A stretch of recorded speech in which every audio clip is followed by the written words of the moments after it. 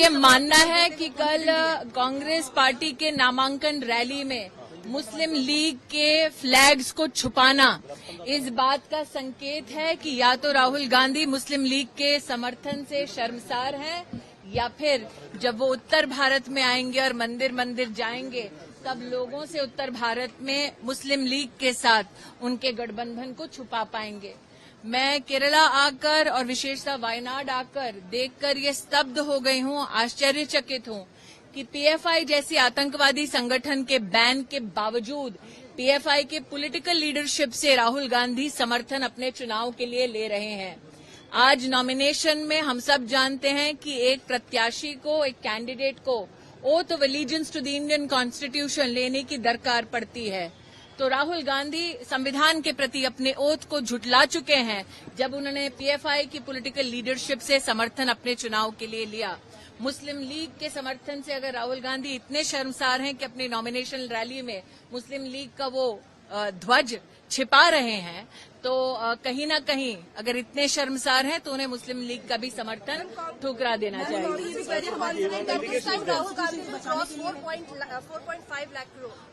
Today I am absolutely jubilant to be a part of the nomination rally of my state president.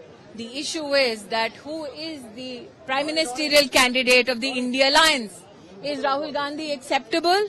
So this is an India Alliance which does not have a neta, which does not have a niti, and its niyat is to loot. That is known by every Indian citizen.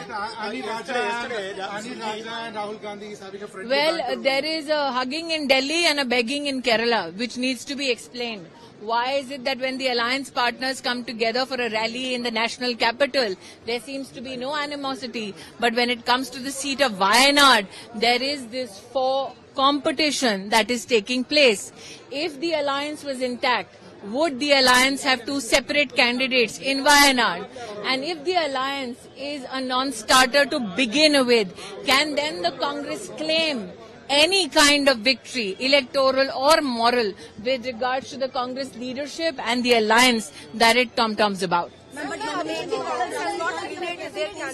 मेरा ये मानना है कि कल राहुल गांधी ने जिस प्रकार से मुस्लिम लीग के ध्वजों को, फ्लैग्स को अपनी नॉमिनेशन रैली में छुपाया है, तो निश्चित रूप से वो इस चुनाव में इस पड़ाव को पार करने के बाद उत्तर भारत आएंगे।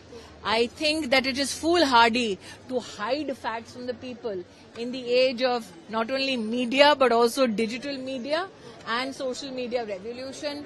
People, be it in Amethi or Wayanad, know and the Congress stands exposed. The question is that Rahul Gandhi that creates animosity against Sanatan Dharma when he does politics in the south of India, why then does he go to every temple of repute in the north of India when he wants to fight an election?